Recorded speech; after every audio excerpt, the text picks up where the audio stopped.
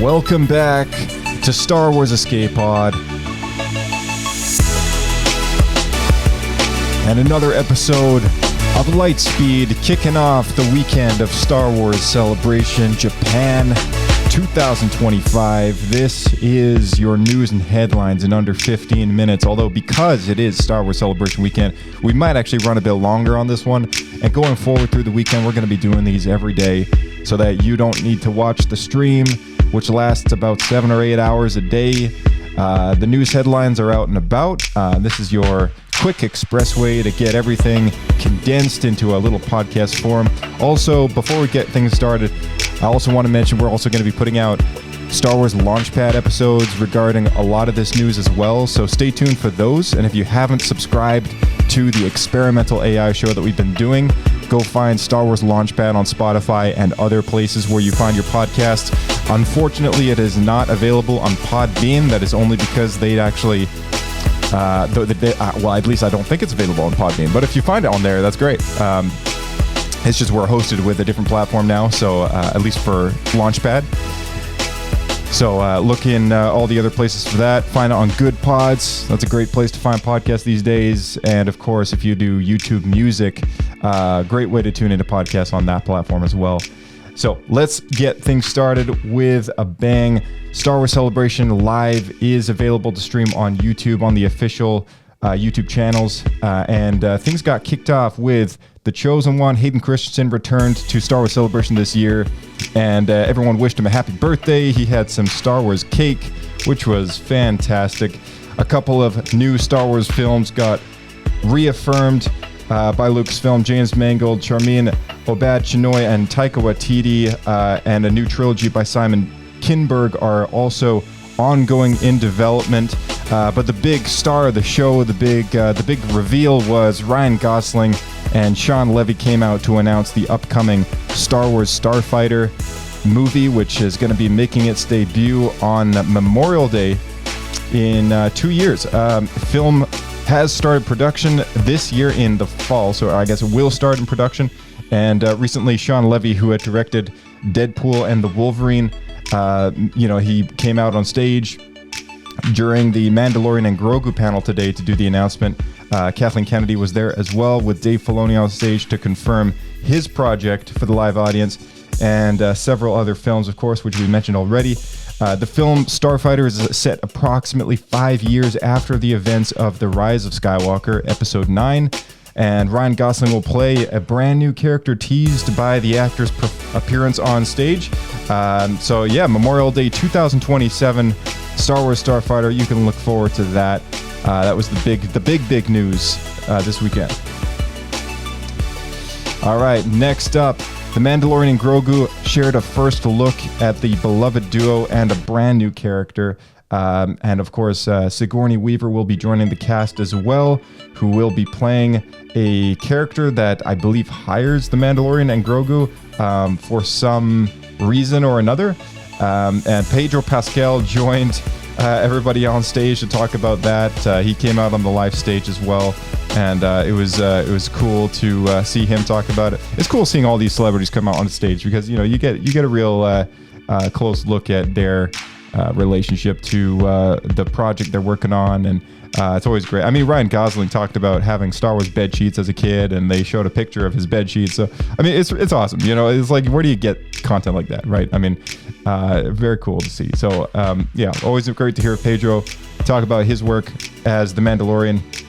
And Mandalorian and Grogu will be coming to theaters next year, May 22nd. So that puts it in line 1 year before Starfighter, both coming out in May.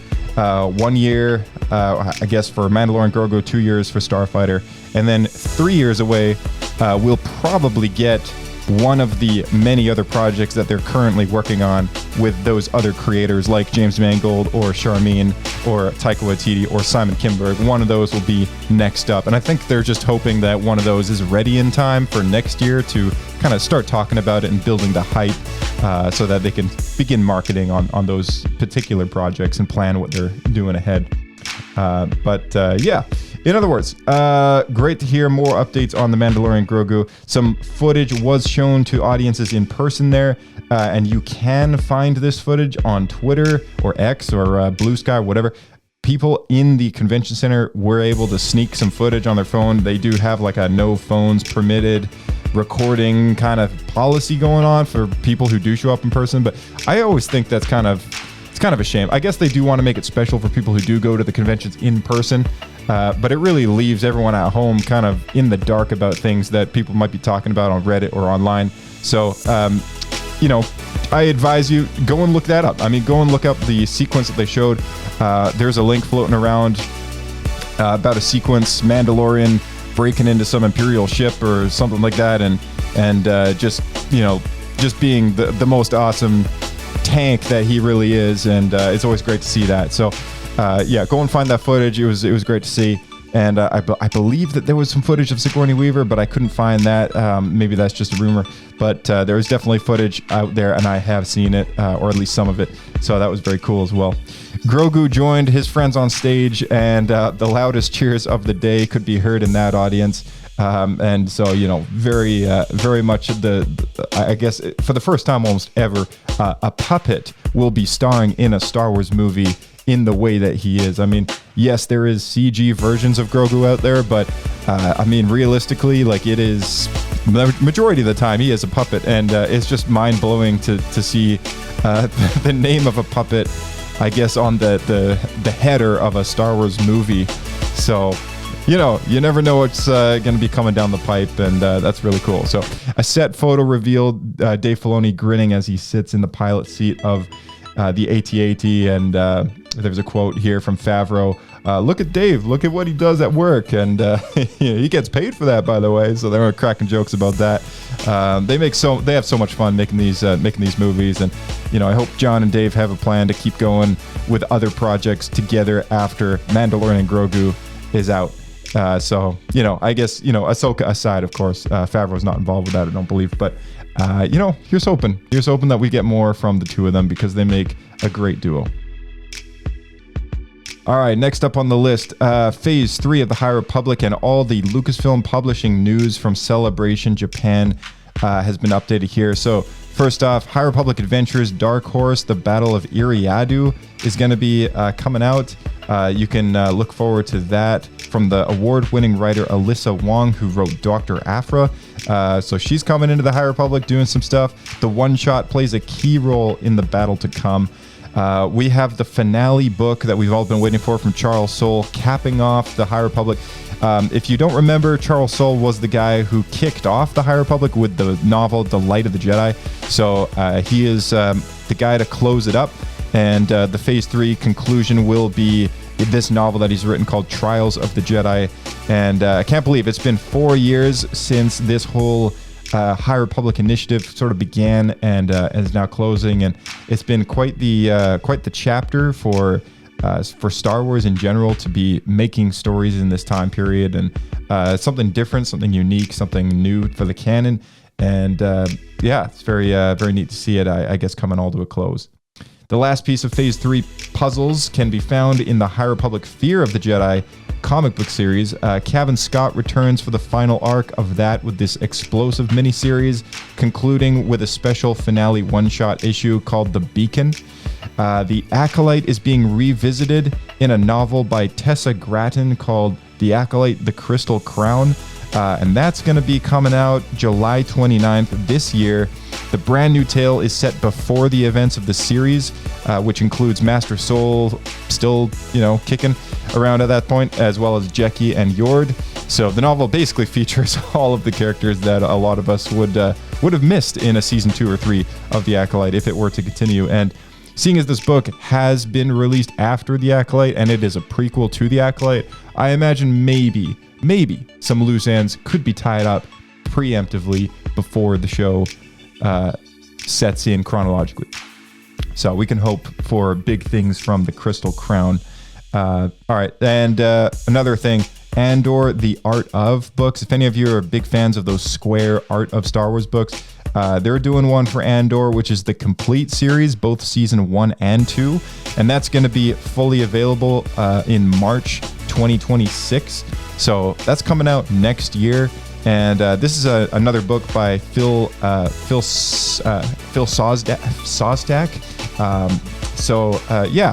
Gorgeous art book.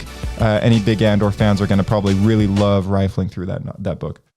I don't know if any of you knew, but ILM is celebrating 50 years of innovation this year, 50 years of the company, not too long after the Lucasfilm 50th anniversary that happened just a few years ago. So this is there's a special anniversary book chronicling the decades-long journey of the legendary visual effects house in this retrospective style thing, from concept to execution. There's favorite movie moments brought to life in this book, coming out November 4th, 2025. This book looks very nice. It looks like it's got a sort of gold foiled edge pages with a logo on the front. It's like this red burgundy fabric over the cover. I imagine this book is probably going to run around $150 or more. That's just my guess based on what I've seen in that space. But this is definitely for the collectors out there who are very much behind the scenes sort of aficionados. This book has Ian Fales' name on the cover, so I imagine this is the guy who probably put it together, collecting all these documented behind-the-scenes images and concept arts and I guess renderings of 3D models. It's just anything that you would imagine there to be. And I mean, ILM has done so much. They've done prop making, they've done miniature building, they've done so much stuff. And this is going to hit all the past 50 years. So they've got their brand new logo slapped on the front of this book, the new one that's out there floating around, which is a light bulb with the gear and the star kind of circling in orbit. So that's going to be cool to get and look through. All right, next up is Dark Horse's Hyperspace Stories series. This is a 4-issue comic by Ethan Sachs, who wrote the Star Wars Bounty Hunters series. Arrives just in time for the 10-year anniversary of The Force Awakens. So I can't believe it's been 10 years already, but we got a little look at the upcoming sort of Poe Dameron Hyperspace Stories story, and that's gonna be neat. I guess I actually surprisingly enjoyed the Poe Dameron comic book series a lot. I think I got halfway through it, if I remember correctly. I don't know if I finished the whole thing or not. I'm gonna have to take a look at my reading records and see. But I do remember liking that a lot, even though I don't know. Most people know I'm not the biggest fan of the sequels, but the characters in those movies are they can be fleshed out really well in some of this literature, and Poe Dameron is one of those characters. So definitely check those out, I guess, when it comes out. And for those of you who do like Poe Dameron and forgot that it was a thing, look up those Poe Dameron comics from Marvel, because those are really great. All right, next series is Legacy of Vader. So traditionally, anytime a new Star Wars comic book series comes out from Marvel, they also sideline it with a Darth Vader comic book series. They began this years ago with Charles Soule's Darth Vader comic series, sidelining the Star Wars series that takes place between episode 4 and 5. Fantastic series. They also prequeled it up with a Darth Vader Dark Lord of the Sith series that takes place after episode 3. And more recently, with their initiative between episode 5 and 6, they've been doing 2 series in there. One follow-up series to Star Wars called Star Wars, between episode 5 and 6, and they sideline that with another Darth Vader series between episode 5 and 6 as well. Well, now they're moving into the post-Return of the Jedi space with a new Star Wars series taking place after the Battle of Endor and following up to the Battle of Jakku and continuing after that. So there's obviously no Vader around in this time, and I guess the thing that they thought was appropriate to do was maybe they can follow up Vader with a Legacy of Vader series. So it stars Kylo Ren years later and flashes back very frequently to the past, and it's about him on this journey rediscovering or discovering who his grandfather was as a Sith Lord, and his obsession with pursuing that as a career, I guess. A new Knight of Ren is going to be introduced by the name of Tava Ren. So she's wielding a red lightsaber of her own. So this could be very interesting stuff. Of course, she or he or whatever it is doesn't show up until later. But they're masked and red flowing hair, and I don't know, maybe it's Mara Jade. Who knows, right? All right, so Kylo Ren seeks to finish what his grandfather started, and this series takes place between the events of Episode 8 and 9, and very cool to see. Tava is an Order 66 survivor, and that's very interesting. So guess we'll see. I guess she's an ex-Jedi who's gone dark Jedi in the canon. That's exciting. All right, they revealed a bit more about the upcoming Star Wars Jedi Knight series. I believe the first issue is already released for this series, but this is going to feature so many different individual mini chapters or mini storylines of different Jedi. They showcased covers of Kelleran Beck, who is Ahmed Best, the actor who played Jar Jar Binks. They're bringing Kelleran Beck in for an 8-issue Marvel series, so that's really cool. They're also doing, a variety of other Jedi in some of the covers that they released. I've actually got a screenshot of them here. There's so many of these things. Let me see. There's one with Yoda on the cover. There's one with Qui-Gon. There's one with Adi Gallia. There's going to be a lot going on in this series, and I feel like this could be an ongoing series of short mini series, if that makes sense. They've got ones for Mace Windu, they've got ones for Yoda, they've got ones for Obi-Wan and Dooku and so many other characters. So this could be very interesting. If any of you haven't checked it out yet, definitely go and take a look. One more thing is the Art of Mandalorian Volume 1 and Volume 2. I think those are out, or maybe they're coming out. The Acolyte is getting a visual guide. And also The Wayseeker, an Acolyte novel, that's coming out as well. I think details have been revealed about those things, so I'm not going to dwell on those, but just a side mention, those are a thing as well. We had a first look at a special art book release of Star Wars A New Hope manga, so that's going to be interesting for any of you who are really into manga. You can read the classic story in a art book treatment in 2026 next year. Thrawn is getting a manga retelling. This is the story that has already had it's a novel, first and foremost, and I believe it was also adapted by Marvel in a miniseries, and now it's getting a manga retelling. And if you really like the comic book series for Thrawn, then you probably will enjoy the manga a lot. I imagine the manga will be a little more faithful and probably I guess more extensive and longer than the Marvel series lasted, which compressed an entire novel into 4 issues long. They've done that for Thrawn and Thrawn Alliances, the sequel. So, if you like that story, you can, and you only like reading comic books, you can read more of the same story and further into detail with this manga retelling. So, that's pretty exciting stuff, and it's done by Man Sing. All right, Jedi Fallen Order will be joining the manga adaptation lineup. So it looks like they're really going ham on these manga adaptations. Cal Kestis and the Stinger Mantis crew get a retelling of their own. I'm really curious about this because, of course, adapting a video game narrative into the pages of a manga, I guess it's interesting to see what they'll keep as true canon and what events of the game they're going to leave out. Of course, when you have the controls as a player to do what you want in the pace and the order of events that you want, it really does kind of mix things up in your head a little bit more than maybe the order that's intended to be. So it will be interesting how they place the events in the book. Get a peek inside Path of the Lightsaber, which is illustrated and written manga series by Kenny Ruiz. This is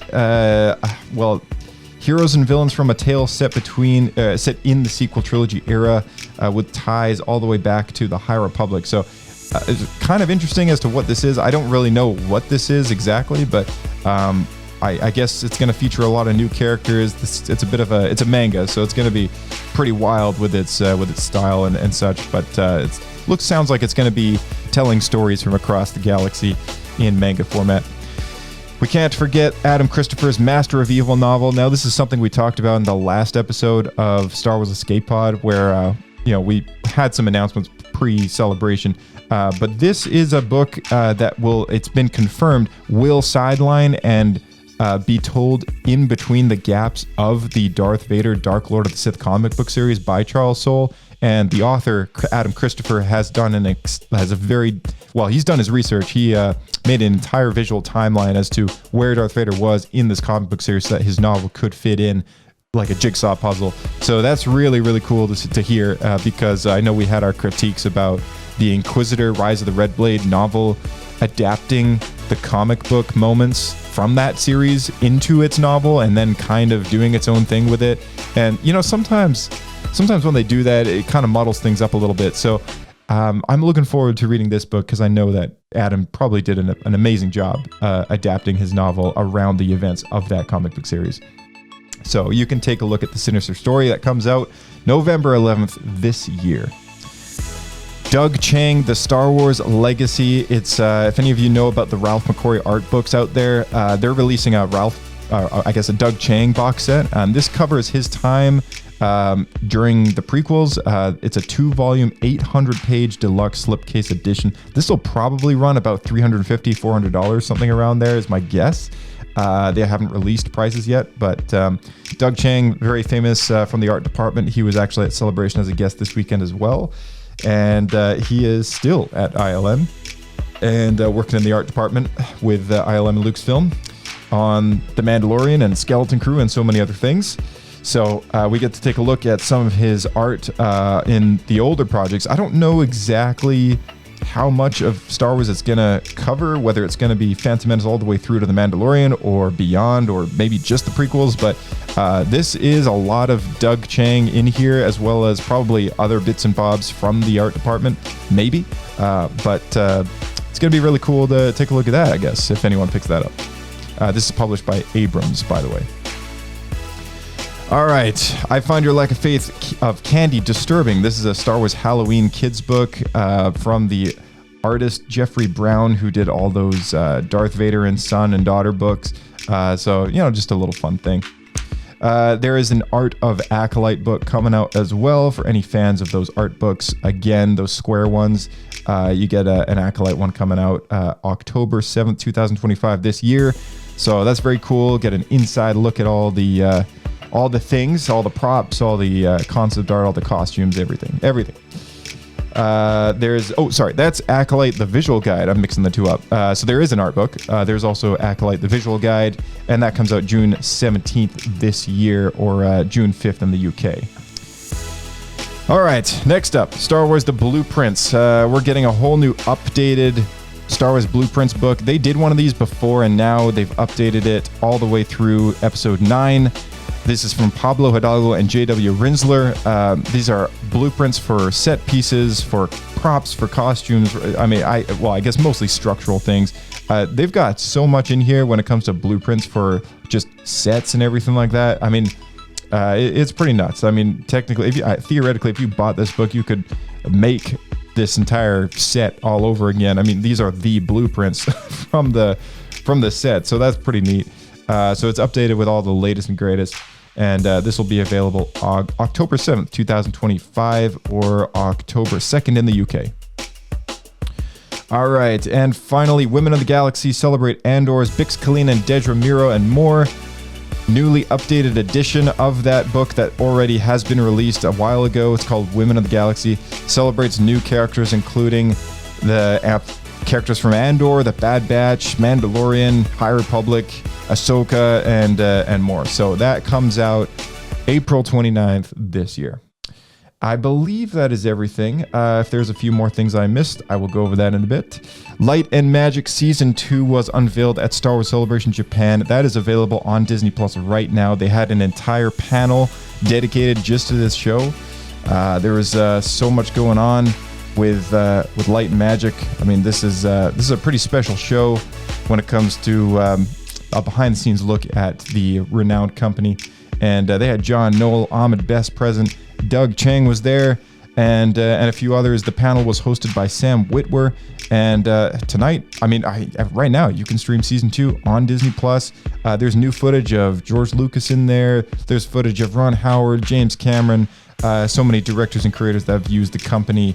And the director of this series is none other than than Joe Johnston, who directed Jurassic Park 3 and a few other things. So that's very cool as well. They also greeted the audience of the panel in person. Well, not in person, but on a video that they played back for the audience. So that was very cool. Season 2 picks up in the mid-90s after ILM's work on Jurassic Park, which ushered in massive changes in the VFX industry and the art form. So it's going to cover the prequels, Dead Man's Chest, Pirates of the Caribbean, the later Jurassic Park movies, and more. So that's going to be very, very cool to see. And, also very appropriate that a season 2 comes out to celebrate the 50th anniversary of the company. So that's great. So big congratulations to the company and everyone working over there. Big respect to all of you, and especially for those of you who have been with that company for as long as you have been, like 20, 30 years. Wow. I mean, that's awesome. All right, a new animated series is coming out called Star Wars Maul Shadow Lord: The Former Sith Returns, for the 20th anniversary of Lucasfilm Animation panel that they had at Star Wars Celebration. Sam Witwer took the stage to reveal his return to the galaxy as the star of the next animated series. And this is a series that'll follow up the events of the Clone Wars as Maul tries to get a grip of things in the changing galaxy under the rule of the Empire and his old Sith master, Darth Sidious. So we're going to be looking forward to that show, which debuts on Disney Plus next year in 2026. Fans attending the panel in person got an early look at the series, new animation style with an in-room only sizzle reel that they played. You can find the Lucasfilm 20th anniversary video on their YouTube channel. And I believe the very last shot of that sizzle reel does feature footage from that sizzle reel of the new show. The logo's floating around out there, and there's rumors that Darth Talon could make an appearance in this series as they adapt unused ideas of George Lucas as well. And we all know that Dave Filoni is such a big fan of doing that to respect and honor George Lucas. So I've got a little clip here from the event that I just had to share with all of you. Took us by surprise. But through all walks of life, people found some kind of common energy in the clones. And no more so than when George said, we're going to make this Bad Batch group, and they're going to be very different. And we didn't know what people would think of that. And one of the reasons why we did the Bad Batch, too, was that George, that was one of the ideas that he had when we were still working together, was let's do a Bad Batch spin-off and continue with the clones that way. And so, I loved working with George, and I always try to honor that. What he wanted. It's important to me. Give it up for George Lucas. Just such a touching testimony from Dave Filoni there at that event, and that was really special to hear, so I just had to share that with all of you. Very cool stuff, and looking forward to it. I know everyone's got to be looking forward to that series, and Sam Witwer knows his stuff, so that's going to be very, very exciting. Young Jedi Adventures Season 3 comes out on Disney Plus this fall. I actually thought that this show was canceled, but maybe I'm mistaken. It could be the last season. I'm not entirely sure, but it sounds like it will be this year in the fall that Season 3 makes its debut. They also did say something about the Star Wars Kids YouTube channel. Now it's going to be playing a lot of content free on their YouTube channel, so you can catch the Clone Wars movie, the Clone Wars TV show, and so many other things happening, streaming constantly 24/7 on Star Wars Kids, which is going to be accessible for free to anybody on YouTube. So that's really cool. Star Wars Celebration attendees welcomed Nubs to the Celebration live stage, which was really funny to hear crickets in the audience as nobody recognized or knew what this guy was, and I had a good laugh at that. But they tried to get the crowd amped up about Nubs and kind of failed, but it was funny, and they brought him out to make an announcement about this kids section at the convention that was happening, and Nubs was going to be there, doing signatures and giving out hugs and whatnot. So I guess that's cool for any kids who are big fans of Young Jedi Adventures Season 3 comes out for you this fall. Beyond Victory, a mixed reality playset from ILM, zooms into Star Wars Celebration, which is a mixed reality game that ILM X Labs has done. This is the 5th one that they've made now, if you don't count the other experiments they've done, paid for experiences, that is. They've done 3 Vader Immortal chapters, which have all been fantastic. They also did a RPG style first person game that you can play through called Tales from the Galaxy's Edge. That was a bit of a lengthier game to get through, and that was awesome. So this one is called Beyond Victory, and it is a pod race style game set around the time of Solo, a Star Wars story. It features an electrifying story and a variety of unique modes for the player to enjoy. It's currently in development for Quest headsets, and fans in Tokyo are among the first to experience it at Star Wars Celebration. You can preview the game there. So that's very cool. Attendees find themselves in the boots of young Volo Bolas, a pod racer desperate to make a name for themselves. Luda, Sebulba's business partner, has a proposition for Volo, and they're eager to accept. But do they really know what they're getting into?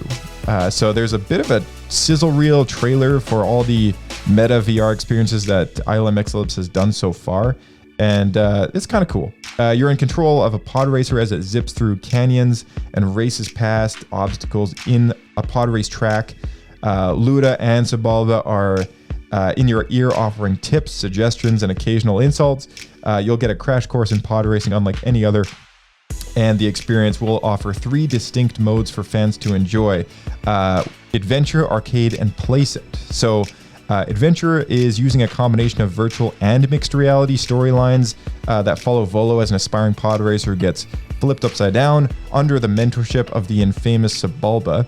Arcade mode experiences the thrill of pod racing in a mixed reality on a virtual holotable that brings players right into the heart of the action like never before. So it's a bit like playing Mario Kart in 3D in mixed reality in your living room on your coffee room table kind of thing. It's interesting. And the playset version transforms the physical world around you and create your very own incredible Star Wars moments in mixed reality with a collection of unlockable virtual action figures and vehicles.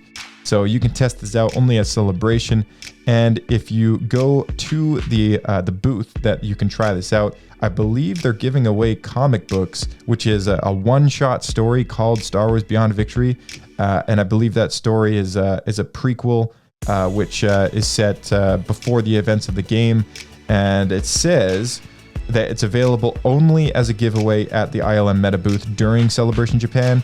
So you can get a first look at this cover. You can find the cover online, and it's written by Ethan Sachs with interior illustrations by Will Slinney, Steve Cummings, and Shogo Oki. So that's really cool as well. I imagine those are going to go for a pretty hot price once the celebration's over, unless they do decide to sell it in comic book stores.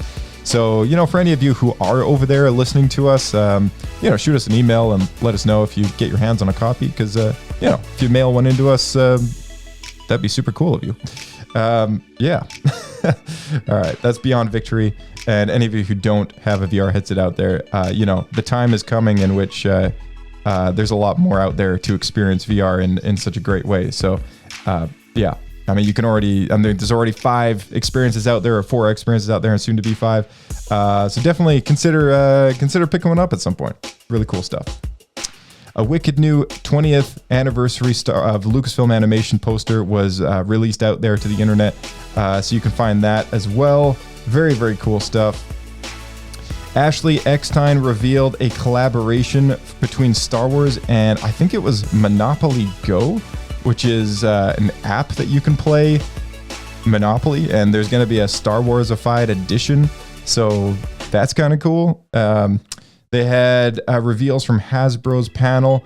Black Series Night Sister Marin is getting a figure, as well as Cal Kestis and the leader of the Stinger crew. Han Solo as well, classic figure. Chewbacca, as well as Dash Rendar. So shout out to our buddy out there who loves Dash Rendar. Phil, this is for you. So legends of fans rejoice as Dash Rendar gets a Black Series figure. Now, I think this is the 6-inch, but I could be wrong. This could be 3 3/4. They've got so many more coming our way. Cobb Vanth, Tusken Raider on a Bantha, Moff Gideon in Dark Trooper armor. They've got a rocket launcher Stormtrooper. They've got another version of Marin, I think. They've got Crosshair. They've got so much stuff. So those are all the ones that I've got a little picture of. You can find more details on StarWars.com. All right. Star Wars Celebration Japan, the anime and manga pavilion celebrates the collaboration. There was a pavilion at Star Wars Celebration that had a big sort of display of art from everything from, I guess, Star Wars Visions characters and shorts to some of the ongoing manga projects that they have in store for fans. And there was a number of things that there was actually a Star Wars Visions booth there, which they had some of the original maquettes and dolls and set pieces that they used to film some of the toys for those shorts. If anyone's familiar with claymation, they had some of those characters there as well, and they had full recreated some of the props from some of those projects to see in life-size form. So that's really cool that people were able to experience that, and you can read more about the anime and manga pavilion on StarWars.com. All right, there's nothing vague and unconvincing about the all-new K-2SO security droid Lego set that they announced at Star Wars Celebration. This goes alongside some of the previous announcements that they've made, which we talked about in the last episode, which are the May 4th releases. So check out our previous Star Wars Escape Pod episode for those details, because I won't get into that. But they did release the announcement of K-2SO coming as a giant buildable character. And alongside that, you get a plaque, because it is technically a UCS figure or a plaqued figure, whatever you want to call that collection. And it does come with a minifigure of K-2SO as well, which is one of the few sets that you can get a minifigure of K-2SO these days. Star Wars Outlaws, A Pirate's Fortune is dropping May 15th. This is the second DLC package that they have released, and it does feature Hondo Onaka. There is a preview and a video that you can play on YouTube, which dives into the story of that. I'm not going to play it right now just because we're way over time, but this is suggested for purchase at retail price of $15. So if anyone did get their value out of Star Wars Outlaws, that DLC will be coming soon. The deluxe owners also received the Naboo Nobility and Desert Nomad cosmetic packs, as well as the ultimate buyers as well. So that's very neat. They've also, the fan at Ubisoft, there's fans at Ubisoft of Star Wars Skeleton Crew, and they threw in some little bits and bobs from that show as cosmetics as well, which after downloading and installing the update, you will get those as a delivery crate on the Trailblazer. So if any of you haven't played Star Wars Outlaws, time to check it out. They did also announce as well that it will be coming to Switch 2 later this year in September, I think it was. That's Star Wars Outlaws, that is. So if any of you are buying that very overpriced console, then you can look forward to a overpriced game. All right. Let's see. One more thing here, I believe. Is that it? Nope, that is it. The last things to note were just some very special appearances on the Celebration live stage. Lin-Wen Brennan from the ILM Lucasfilm, Vanessa Marshall. They had multiple Japanese anime creators come out on stage as well. They had Janet Lewin from ILM come out to talk about 50 years at the company. The Lucasfilm Animation panel did reveal a sequence from the unmade Boba Fett and Cad Bane Clone Wars arc, so you can find that footage floating around on the internet as well. And that was it was a chase scene that Anakin is chasing down Boba Fett, and Boba Fett is in his green armor at this point. This is the arc that we've talked about it many times in the past, but they just showed more footage of that arc at the convention, because they have a tradition of doing that now at Star Wars Celebration. So that was cool to see as well. They had Ahmed Best out on stage with Rob Coleman. Rob Coleman's an animation legend from ILM who worked on the prequels. Ahmed Best, of course, as you know, Jar Jar Binks and Keller and Beck, and pioneer of motion capture as well. So Big respect for those guys. They had Jon Favreau and Sigourney Weaver come out, Pedro Pascal and Dave Filoni, Ryan Gosling, Shawn Levy, Hayden Christensen, and my goodness, so many more. So I believe that's everything that comes to mind. Oh, and Sam Witwer, of course, naturally. All right. That's everything that comes to mind. Day one concluded with the Wilro Hood group coming out on stage, slinging their ice cream buckets, and ready for their run on day two, I believe, which comes out on YouTube as a live stream to watch at 6 p.m. PST, 1 hour earlier than yesterday's live stream. So you can tune in to day two right now, very, very soon on the YouTube stream. So stay tuned for that. And stay tuned for our day two recap and day three recap over the weekend. So lots coming at you. We're also going to follow up next week with a just a sit down, like a round table kind of discussion of all these headlines and just, I mean, not absolutely everything. We're going to pick the best, the highlights and things, the big things to talk about. But we're going to get a sit down going when this weekend is over and really just kind of get into the nitty gritty of the details and talk about what we think about these things. So these are all the headlines for you, day one. That is all. May the force be with you guys. We will see you in the next one. Star Wars Escape Pod, signing off.